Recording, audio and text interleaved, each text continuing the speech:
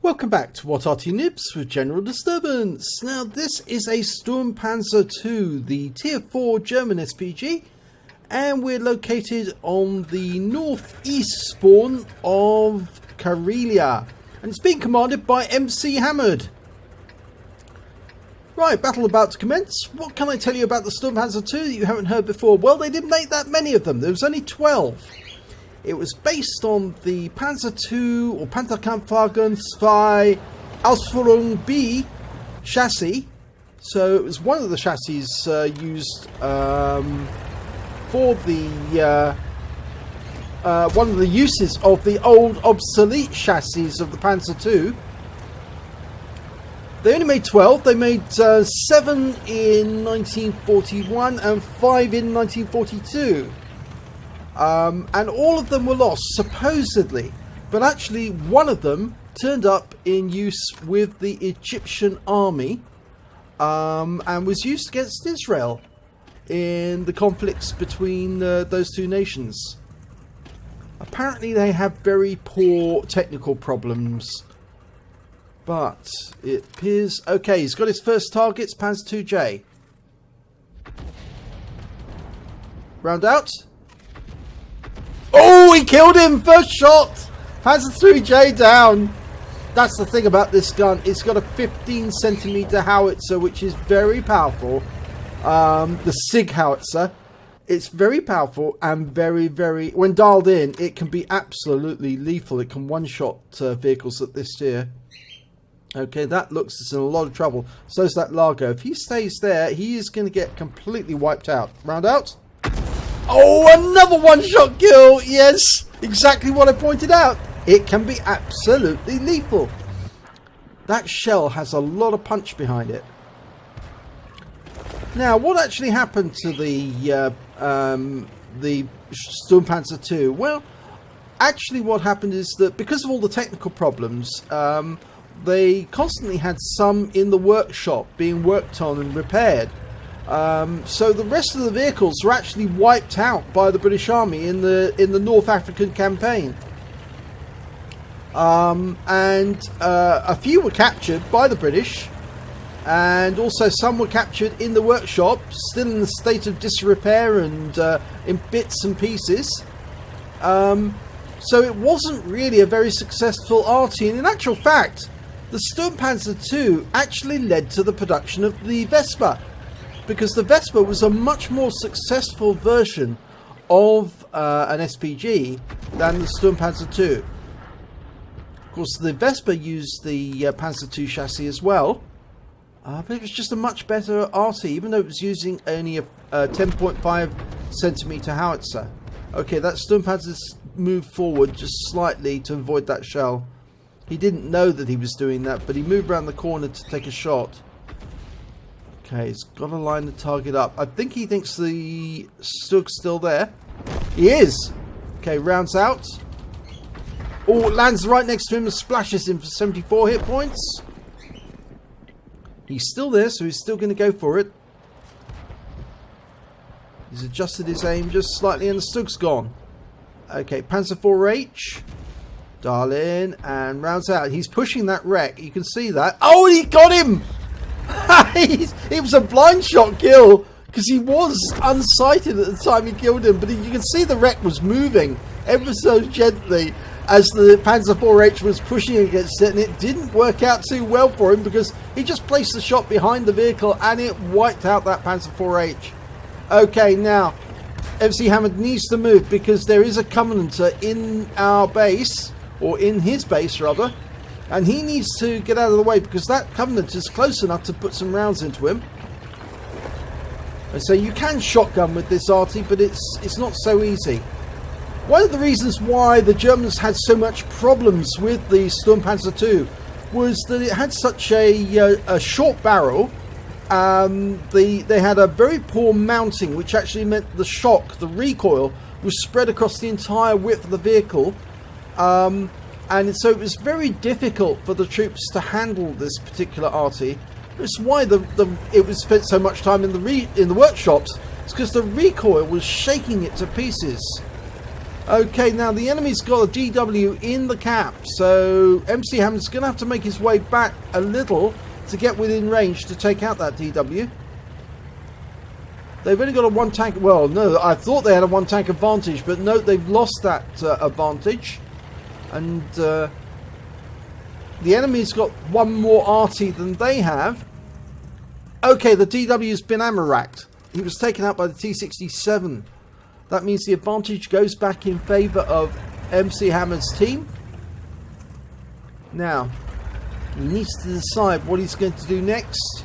Is he going to move back to his own cap? Well, it looks like that's what he's decided to do, but it might be easier for him to just take up a position somewhere around about here and support any thrust back against his own team. But I think he's going more towards the centre of the map, because that way he can cover both sides.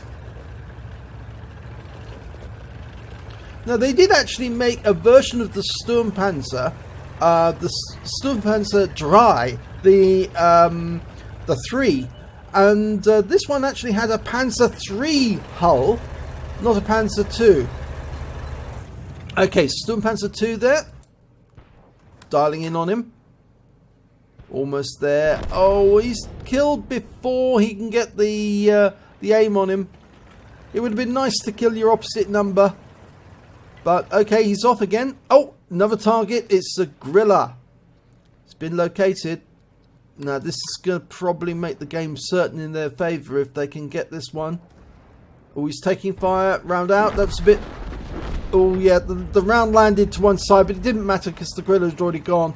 He hadn't fully dialed in. As you can see, that round would have only splashed the Gorilla, not actually hit it and wiped it out. But they've now very much got the advantage. The enemy's only got 2 tank destroyers left, and he has platooned. And he's platooned, or he's trying to platoon with, or he has platooned with his fellow Arty.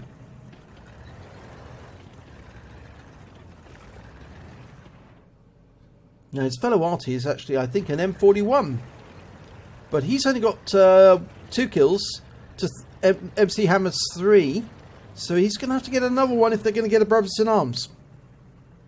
And it's extreme range for the M41, so I'm not so sure he's going to do that. Now, one of the tank destroyers was seen in the in grid square K4 or K5. And T67 is now getting towards the enemy cap. MCHammereD's looking as far as he can, but he still needs to get closer because the Sturmpanzer does have a limited range.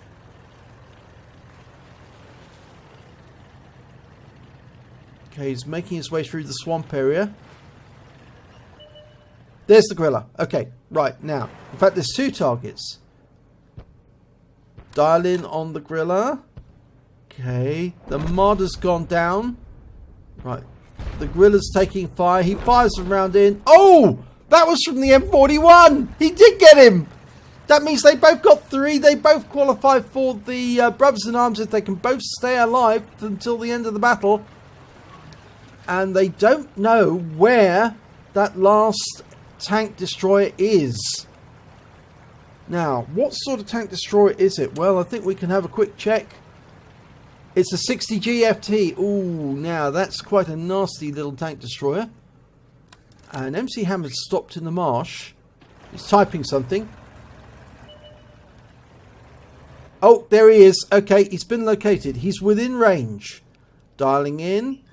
Let it settle. Indicating target. The 60G moves. Ooh. And you can see the shell land there coming down.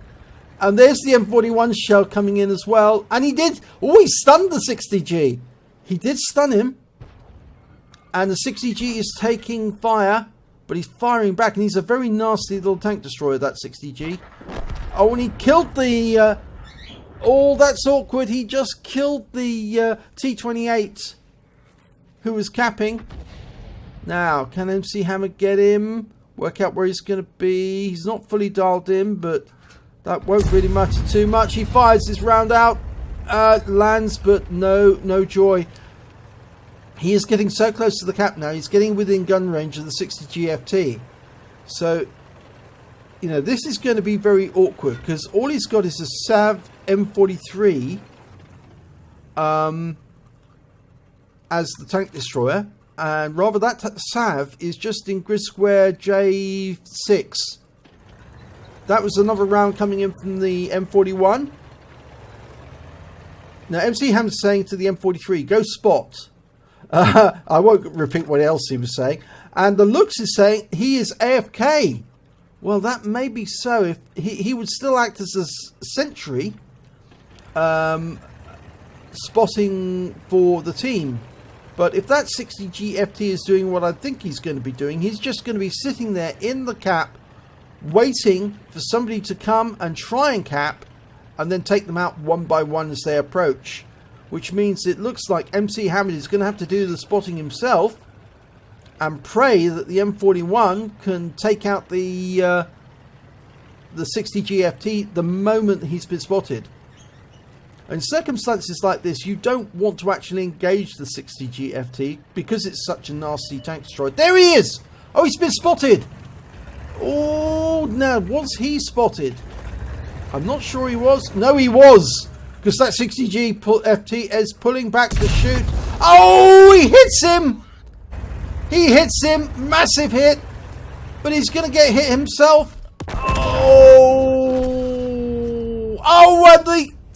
Oh god, that's so sad. The M41 takes out the 60 GFT, but the 60 GFT gets MCHammereD beforehand, just a split second before he stayed still to shoot MCHammereD. That gave the M41 the opportunity, and I'm afraid they lost the brothers in arms at the last second of the game. But well done to the M41 for being on the ball to take out that last enemy.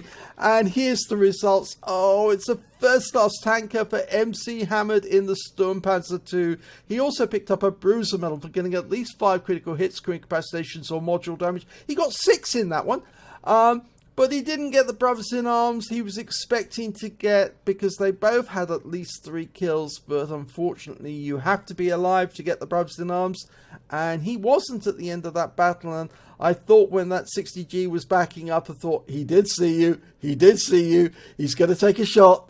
And as good as MCHammereD's snapshot, in fact, it was a manually aimed shotgun that was, as good as it wasn't enough to wipe him out. It was just under, it was a low roll, and that meant the 60G FT had all the time in the world to take his shot, and he did take all the time in the world, but that gave the M41 the opportunity to take out the 60G FT and win the game for his team. So let's have a look at the team scores. Well, he didn't get tops. The T67, who actually went down to the other end and was taken out by the 60 GFT, he managed to get 2,748 hit points, and he picked up a Top Gun as well, as we can see there. He picked up a Top Gun, a Confederate, a tanker sniper, a high caliber. That guy really did very, very, very well indeed. Crazy Titchy. But MCHammereD came second with 740 hit points. And when it came to kills, he was third with 3. The M41 managed to get 4 at the end. So well done to him. Even though he only got 365 hit points, 4 kills were the important things, because it did actually tip it over to win the game. And when it came to base XP, it's the same again. T67's top. The M41 was second. And MCHammereD was third. Now, that's unusual in a sense, because you see, MCHammereD's a tier 4 Arty, and that's a tier 5 Arty. So you'd think that he would have actually scored higher, because he hit more hit points of damage. But of course, you have to remember that he did kill 4 tanks. Sturmpanzer only killed 3. So let's have a look at the detail report. Well, MCHammereD fired 11 rounds, got 4 direct hits, 4 penetrations. Some of those shots were lovely shots, right on the money, perfectly dialed in, took the enemy out, 1 shot, no problem whatsoever. Especially that one on the Panzer IV-H. He must have felt a bit of a klutz for pushing that wreck along, because he just made it very obvious for MCHammereD where to put the shell.